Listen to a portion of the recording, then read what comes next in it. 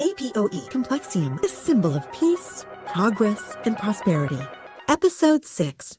They decided to enjoy the morning, taking a shower together. They heated up last night's dinner for lunch, wanting a little more time together. Lorna smiled. That was so wonderful last night, Matt. We've got to do that again soon. Matt followed Lorna to her house to retrieve her luggage, euphoria still visible on their faces. Arriving at work, Lorna questioned what hell was coming their way today. Matt surmised it was the same old scenario, and they needed to finalize the synopsis for the documentation specialists. Ed greeted them with a teasing flourish.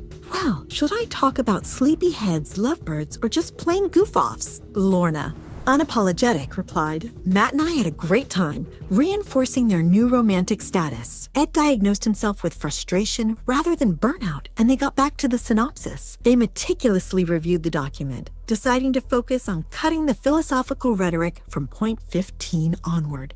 They added a provision for philanthropic support under the all-volunteer no-profit initiative. Lorna asked Matt to drop by her place later so she could relax with you. Ed, seeing the dynamic, advised Matt, remember, Lorna had a rather contemptuous divorce. It will do you two good to enjoy each other. Matt admitted.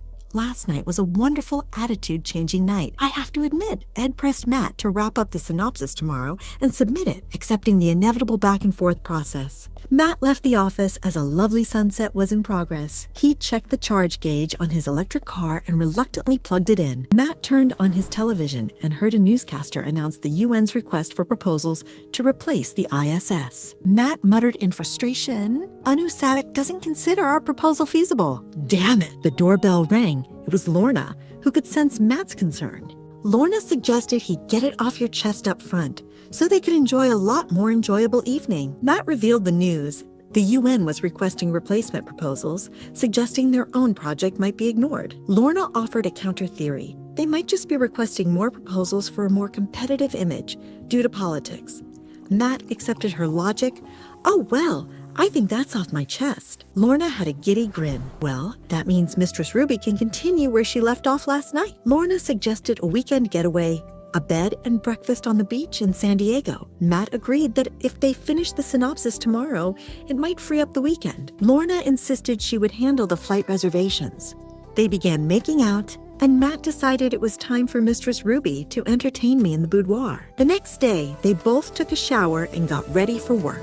Matt drove them to work, Lorna urging him, don't start with the work already. It's a beautiful day just to enjoy the ride. Arriving at the office, Lorna found a note from Ed. He was taking time off due to his wife's breast cancer diagnosis. Matt and Lorna expressed their sadness, but resolved to send a positive card. They worked all day and finished the synopsis, emailing it back to the documentation specialists and their acquaintances. Lorna suggested taking the day off and cruising around, as they couldn't do much more until the editing came back. Matt, grin returned, agreed. Now that you mention it, that seems like a great idea. Whoosh. From the world of M. Kane. Stay tuned for next episodes. Make sure to like this video, subscribe the channel, and hit the bell icon for more updates.